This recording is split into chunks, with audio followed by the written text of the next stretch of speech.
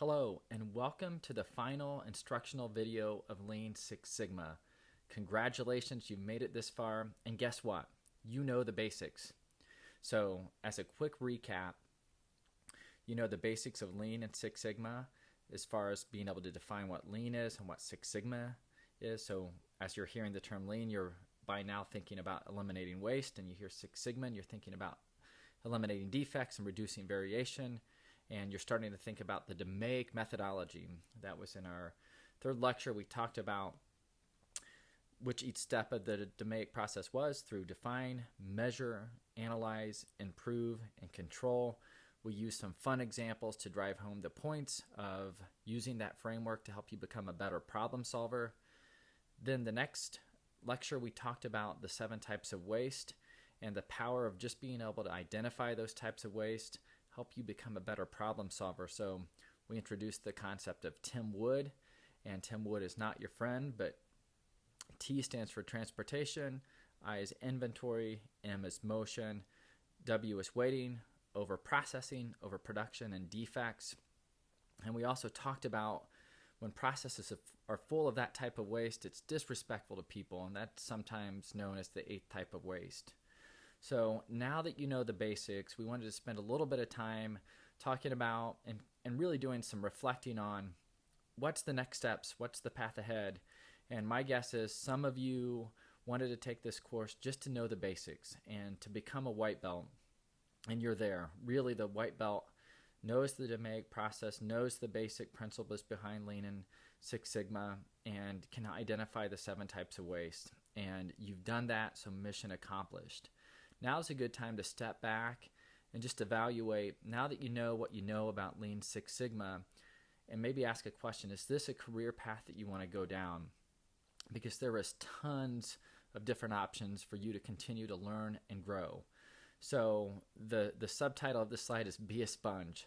So the belt levels, you can look through these different levels, and this is displayed as a hierarchy, and it starts at the bottom with white belt, and that's where we focused all of our time in this course, is giving you the concepts of Lean Six Sigma and some of the basic principles to help you become an effective team member with basic knowledge. And that's where you are, and congratulations again for getting there. Now, a path you may consider is the next level of belt is becoming a yellow belt.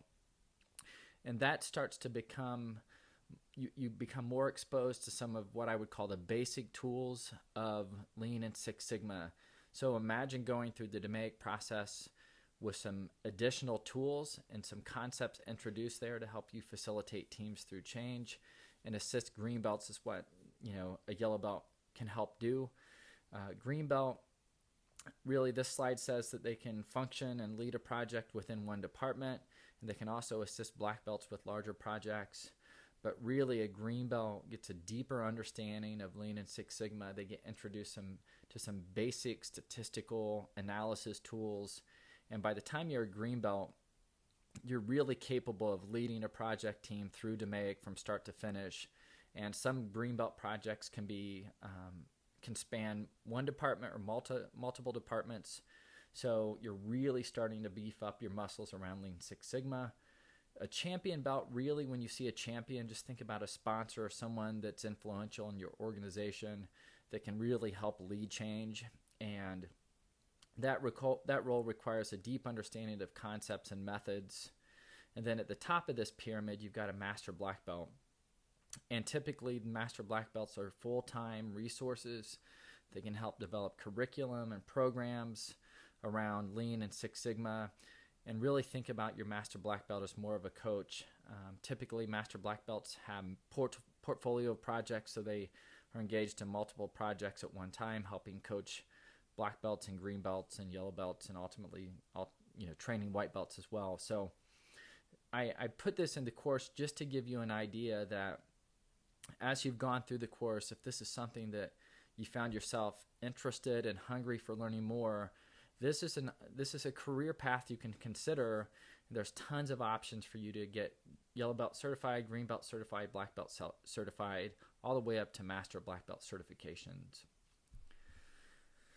So, interested in learning more, So you made it through the course, you have a basic understanding, and you still have this hunger. So you want to learn more. So one of the things that I would recommend doing is continuing to search online, learn more about a yellow belt, learn more about green belt, learn more about black belt. Now, I'd recommend, if you're really passionate about this, you don't have to follow the sequence of, you don't have to necessarily be a yellow belt before you can become a green belt, before you can become a black belt. It does make things easier because you're building on your knowledge set and your mindset, but really look through the different certification levels. I recommend checking out ASQ.org. They've got a ton of resources, and they're becoming more of a certifying body for the different Lean Six Sigma belts, and there's just a bunch of great resources out there to check out. So again, be a sponge, learn as much as you can, because ultimately, Lean Six Sigma helps you become a better problem solver, and there's never enough problem solvers in the world. So again, congratulations on making it through the white belt certification program. I hope you're really proud of what you've accomplished. I've really enjoyed teaching you, and I'm going to leave you with a couple self-reflection questions. And these are more challenge statements, because I think through the course, hopefully you picked up on things that you can apply right away. So this is a great time just to step back and say, what are the things that you've learned, whether it's DMAIC, the 7 types of waste? What can you learn and apply right away? What can you do tomorrow that will make you a better problem solver, will make you better at identifying opportunities for improvement? And the second question I would ask is, are there things you will do different now because of this new information? And one of the most rewarding pieces of feedback I've got in the past is when you start exposing people to the 7 types of waste and DMAIC, sometimes it's almost like a light bulb goes off, that you've been living in this world that's been surrounded by waste, and this, the DMAIC process and being able to label these opportunities to eliminate waste almost turns a light bulb on for people, and people will say, I can't look at processes the same anymore, or I can't stand the way our house is laid out, or I challenge the way I drive to work in the morning now because of the inefficiency. So you really sometimes see this really strong hunger for people to say, now that I have this new knowledge base and this mindset, it really changes the way people think, and that's really rewarding. So I hope that happened for some of you, and just wanted to say thanks again for letting me be your instructor over these last few sessions. I hope you've gotten a lot out of the course, and thanks again for enrolling.